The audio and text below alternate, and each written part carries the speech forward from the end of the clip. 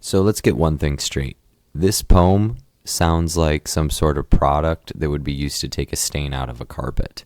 But in all actuality, Ozymandias, once you get past the title, is one of the most profound and fascinating poems written in the English language. Join me today where we're going to be doing a reading, summary, and analysis of Percy Shelley's wonderful poem, Ozymandias. I met a traveler from an antique land who said, "Two vast and trunkless legs of stone stand in the desert.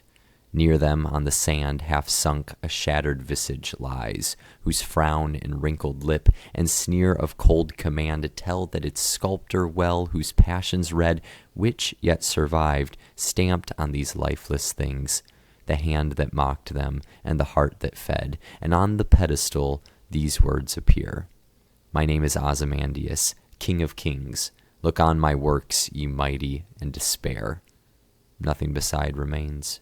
Round the decay of that colossal wreck, boundless and bare, the lone and level sands stretch far away." It's quite a tough poem to figure out, so let's see what steps we can take to get a grasp on what exactly this poem is talking about. First off, Ozymandias is another name for Ramses II, and he was the pharaoh of Egypt. He had quite a long reign. If you look there, nearly 80 years, and he fought many wars. He was a successful military ruler, and maybe because of that, he really liked having statues of himself being built, and that's what this poem is depicting, a traveler describing a broken statue of Ramses II, or, as they would have referred to him during Romantic England, Ozymandias. So this poem is a sonnet, 14 lines. It has a specific rhyme scheme. It's technically a Petrarchian sonnet, and it's in iambic pentameter. I met a traveler from an antique land. So it has some really specific structure to it, which I find interesting because the poem is about the destruction of a structure. It's about deconstructing this statue out in the desert, and yet the words of the poem stand very strong and tough, and I think that's a theme you can latch onto. So let's take a look at some of these more difficult words in the poem, shall we? Okay, I took some of the words that students usually have to look up, and I myself had to look up the first time I went through them. I want to point out a couple ones for you. Visage, or visage, is a face. Okay, so when we're talking about the face of the statue, we find that it's frowning, it has a wrinkled lip, it's sneering, all that sort of stuff. Can't know that without knowing what visage means. Mocked, in this sense, is a very antiquated idea. It doesn't mean to make fun of the statue, it means to depict it, kind of like how we would say, I'm going to draw a mock-up of something. So we're told that the sculptor's words survived, and he mocked the hand and the heart and all that sort of stuff because he depicted them, not that he was making fun of them. And finally, colossal. So colossal basically means enormous, but it's also derived from the statue that collapsed, much like the poem, at the Isle of Rhodes. It's one of the ancient wonders of the world. Here's a picture of it. This statue is supposed to be so grand that ships could sail underneath it, the Colossus of Rhodes in Greece. So this would have been a amazing structure that took anyone's breath away when they saw it, and yet it no longer stands, which again I think makes it a great word to use for this poem. So what exactly does this poem mean? What themes are in it here? So walking through kind of section by section, the first line and two words tell us that there is an outside speaker, or a narrator perhaps, and they set up this frame for the story.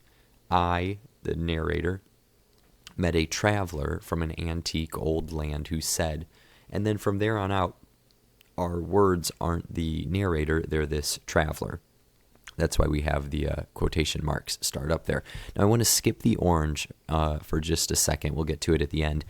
We already talked about the description of the face. Ramses II here, Ozymandias, is described with a frown and a wrinkled lip and a sneer of cold command. He is a dictator, and Shelley hates dictators. You can compare this sonnet to his other famous sonnet, one of his famous sonnets, England 1819, where he's talking about his ruler, King George III of England. So Shelley is a pretty messed up guy in a lot of senses, but one thing you can really commend him for is he feels like people should be able to rule themselves, and that's why he's, belittling Ozymandias here. After that, we get the sculptor of the statue, right? And his passions survive. So here's where the life of the poem is. The words survive longer than the statue itself. And what are those words specifically? They are, "My name is Ozymandias, King of Kings. Look on my works, you mighty, and despair." It's quite a pompous inscription on the pedestal of this statue. And yet, if we look at the orange, the poem is sort of bookended here by this irony of destruction. The statue is just two vast, trunkless legs. All that survives is the legs, and then a face that is half sunk in the desert, and then nothing. At the end of the poem, nothing beside remains. There's decay, and even though Ozymandias capitalizes the W of works, Shelley, or the speaker, capitalizes the W of wreck. So Ozymandias thought that his works would last forever, this powerful ruler, and yet he's left with a boundless, bare wreck. And there's just sand for miles. It's quite a sobering idea. And if I want to return real quick to that word colossal, I just think it's such a great word to use here, because most of you probably had an idea what colossal meant, but you might not have known that it derived from the Colossus of Rhodes. So here we see that the word has outlived the statue. And that really fits with Shelley's idea. The sculptor is depicted in a positive sense, and the inscription survives, even though the statue doesn't. Makes a lot of sense since Shelley is a poet, and he famously said that poets should be legislating or making the laws and showing people how to live, not dictators. So there you have it. I hope you enjoyed the poem. A couple bonus features here for you. This poem has shown up all over the place. Two instances that I thought of right away from recent pop culture is it's an episode title in Breaking Bad. So you can check out that episode again if you're a fan of that show, now that you know what this poem is talking about. And it's also mentioned in the Watchmen comics. So really kind of some cool examples in pop culture. Hey, if you liked this video, feel free to subscribe or check out some other videos on sonnets and all sorts of poems.